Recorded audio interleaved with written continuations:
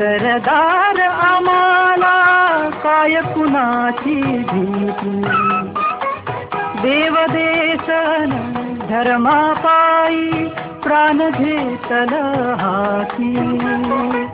शूर आम्ही सरदार आम्हाला काय कुणाची भीती.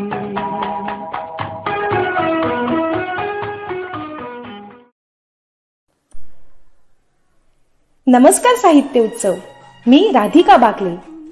गौरवशाली इतिहासाची जाण असेल तरच सुवर्णमय भविष्यकाळ घडवता येतो हे वास्तव तुम्ही आम्ही नेहमीच स्वीकारायला हवे. आणि यासाठीच साहित्य उत्सव घेऊन येत आहे इतिहासाच्या पानावर स्वतःच्या अस्तित्वाचा ठसा उमटवणारे, मग ते नायक असो वा महानायक, प्रत्येकाची दखल घेणारे विशेष सदर निखिल भेंडे यांच्या सोबत. मी इतिहास बोलतोय. मी इतिहास बोलतोय. साहित्योत्सव समूहावरील सर्व रसिक श्रोत्यांना माझा नमस्कार. मी इतिहास बोलतोय या आपल्या सदरामध्ये आज जाणून घेऊया चीनी संस्कृतीबद्दल. भारताच्या सीमेवर असलेला सर्वात मोठा देश, किंबहुना भारत आपली सर्वात लांब सीमा ज्या देशाशी विभाजित करतो असा देश म्हणजे चीन. परंतु या चीनबद्दल, चीनच्या इतिहासाबद्दल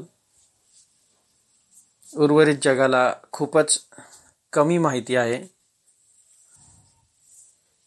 आज जसा चीन सर्व जगाला डोकेदुखी बनला आहे, किंबहुना जो जगापासून वेगळा असतो, म्हणजे ज्याचं स्वतःच असं वेगळं काही चालू असतं, हे नेपोलियन बोनापार्टने तेव्हा नक्कीच ओळखलं असेल असं म्हणावं लागेल. कारण नेपोलियन बोनापार्टचं एक वाक्य किंवा एक उद्गार त्यांनी चीनबद्दल काढले होते. ते म्हणजे चीन हा एक अजस्त्र परंतु आळशी असा अजगर आहे, त्याला झोपू द्या. तुम्ही जर त्याला जागा कराल तर ते सर्वांना त्रास देईल. आणि आज तसंच घडतंय. चीन आज संबंध जगालाच त्रास देतोय. असो, तर या चीनी संस्कृतीबद्दल आपण जाणून घेऊया. अनेक भागात आपण पाहिलंच आहे की संस्कृतींचा विकास झाला, ज्यामध्ये आशिया खंडातील एक महत्त्वाची संस्कृती, किंबहुना तात्कालिक दृष्ट्या सर्वाधिक पुरातन परंतु सर्वाधिक वैभवशाली अशी संस्कृती म्हणजे चीनी संस्कृती. चीनी संस्कृती ही हो हँग-हो, यांगत्से आणि कियांग या 3 नद्याच्या खोऱ्यामध्ये विकसित झाली. विशेष करता या हो हँग-हो नदीला येणाऱ्या महापुरामुळे जनधनाची मोठ्या प्रमाणावर हानी होत असे. त्यामुळे आजही या नदीला चीनचे दुःखाश्रू म्हणतात.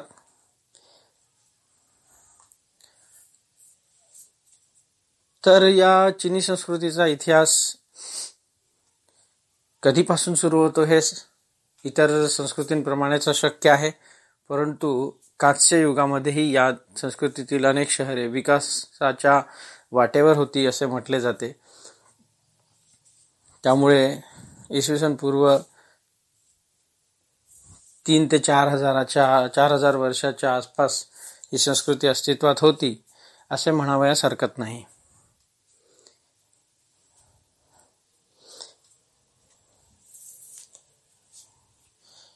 इतर संस्कृतीप्रमाणेच या संस्कृतीत समाज व्यवस्था होती. समाजात वर्गवार समाज व्यवस्था होती, ज्यामध्ये प्रशासक वर्ग, साहित्यिक, व्यापारी, विचारवंत, कारागीर, शेतकरी आणि गुलाम असे घटक होते. परिवार हा समाजातील सर्वात छोटा घटक होता. इथे पितृसत्ताक परिवार व्यवस्था अस्तित्वात होती. पिता हा आपल्या घरात आपल्या परिवारातील बायका मुलांची विक्री सुद्धा करू शकत असे.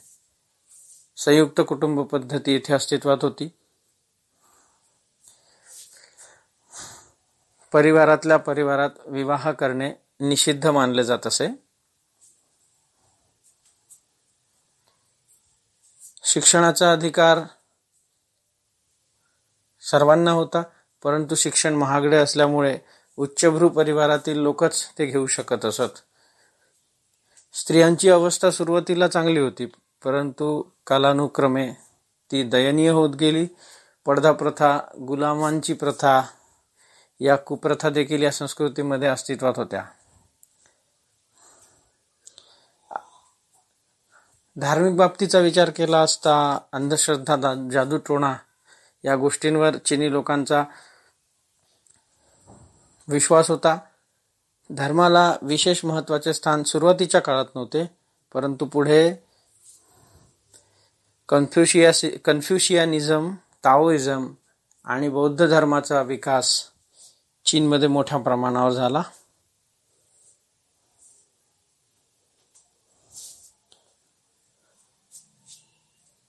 किंबहुना पुढे बौद्ध धर्माचे आश्रयस्थान म्हणूनच चीन उदयाला आला. चीनमध्ये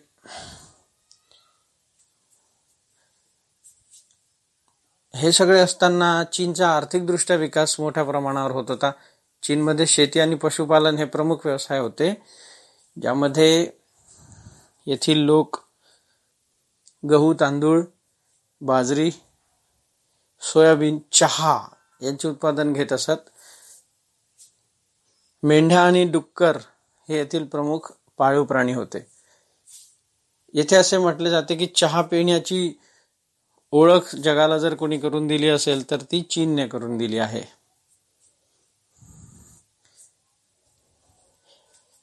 याशिवाय चीनमध्ये जगात पहिल्यांदा कागदाचा वापर करण्यात आला. इतकेच नव्हे तर पुढे सोने, चांदी आणि धातूंच्या नाण्याऐवजी चीनमध्ये कागदी चलनालाही सुरुवात झाली. इसवी सनाच्या 5व्या शतकामध्ये बँकिंग पद्धतीची सुरुवातही चीनमध्येच झाली होती.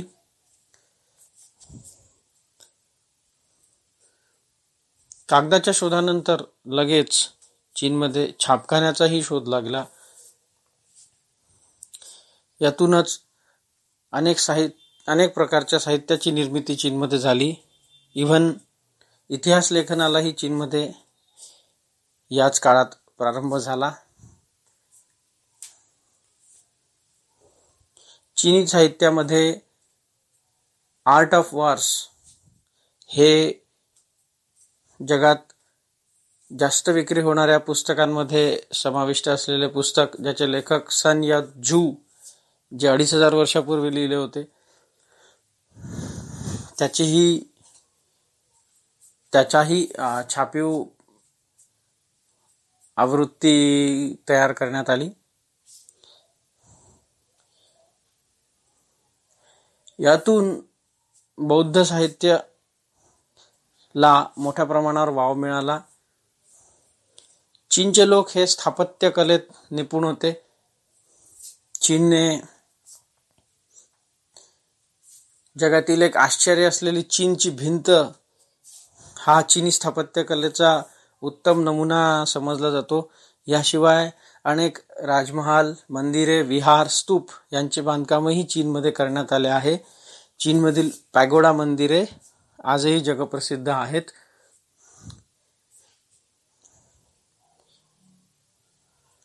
याशिवाय चीनमध्ये कला साहित्याबरोबरच विज्ञानाचाही म्हणजेच वैज्ञानिक शोधही चीनने लावले होते. भूकंप मापक यंत्र, दिशादर्शक यंत्र ज्याला होका यंत्र म्हणतात, बारूद यांचा शोधही चीनमध्येच लागला. मनोरंजनाचे साधन म्हणून जो पत्त्यांचा खेळ आपण खेळतो, त्या पत्त्यांचा शोधही चीनमध्येच लागला आहे.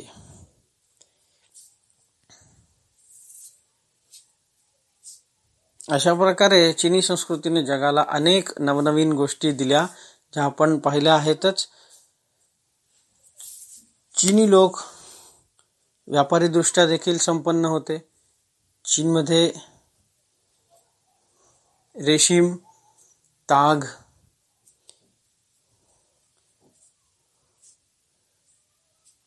लाकूड, कागद इत्यादींची निर्यात केली जात असे, तर सोने चांदीची आयात केली जात असे. चीनचा व्यापार हा भारत, इराण, इजिप्त, मेसोपोटामिया तसेच पुढील काळात रोमन साम्राज्याशीही होत असे. चीनमधून युरोपला जाणाऱ्या रस्त्यांना रेशमी मार्ग किंवा सिल्क रूट असे म्हटले जात होते. तर अशा ह्या चीनमध्ये राज्यव्यवस्था कशी होती, तर राजा हा येथील प्रमुख होता. येथील मुख्य पूज्य देवता म्हणजे संगती म्हणजे देवाचा पुत्र. तर या संगतीच्या समान या संस्कृतीमध्ये राजाला महत्त्वाचे स्थान होते. राजा हा लष्कराचा सेनापती होता, तसेच मुख्य न्यायाधीशही होता. राजाला मदत करण्यासाठी मंत्री परिषद असे, ज्यामध्ये 4 सदस्य समाविष्ट असत.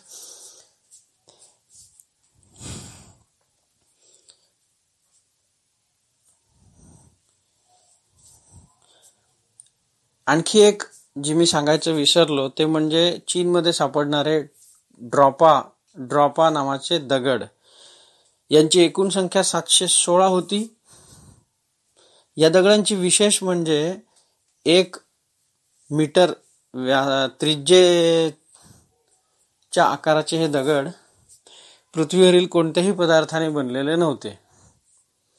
त्यामुळे अनेक वैज्ञानिकांचे असे म्हणणे आहे की प्राचीन चीनचा परग्रही रहिवाशांशी घनिष्ठ संबंध होता. याबद्दल असेही म्हटले जाते की कोणते तरी परग्रही जलयान चीनच्या भागात अपघातग्रस्त झाले असावे. मात्र पुढे 1930 नंतर हे दगड रहस्यमयरित्या गायब झाले.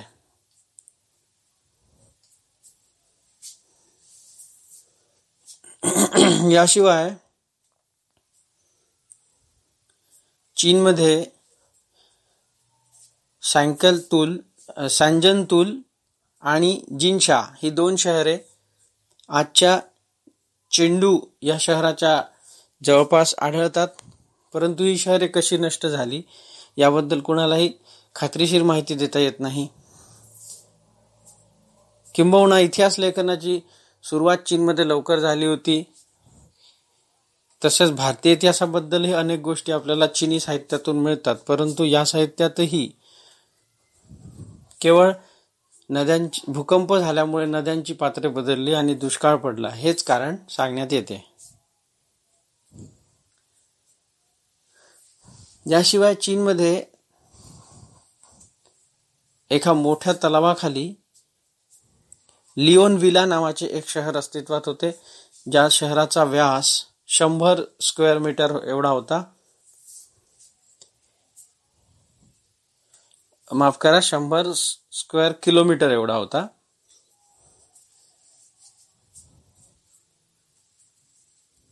(1994) मध्ये या तलावात 3 जहाजांना रहस्यमयरित्या आग लागली, ज्याचे कारण अद्यापही सापडलेले नाही. तर अशा या चीनमध्ये राजा हा महत्त्वपूर्ण होता. त्यामुळे राजांच्या कारकिर्दीचा विचार करणे क्रमप्राप्त ठरते. इसवी सन 1600 मध्ये शांग राजघराण्याची सत्ता चीनमध्ये होती. पुढे जवळजवळ 1500 वर्षापर्यंत कुठल्याही राजाला संपूर्ण चीनवर सत्ता प्रस्थापित करणे शक्य झाले नाही. इसवी पूर्व 200च्या सुमारास किन हा राजा चीनच्या सत्तेवर आला आणि त्याने ही संस्कृती या संस्कृतीला वैभवाच्या शिखरावर नेऊन ठेवले. त्याच्याच काळात चीनचा व्यापार भरभराटीला आला, आर्थिक प्रगती झाली. तसेच स्थापत्यशास्त्रातील उत्तम नमुना जो आपण वरती नमूद केला आहे, अशा चीनच्या भिंतीचे बांधकामही याच राजाच्या काळात सी वांग टी या स्थापत्यविदाने पूर्ण केले.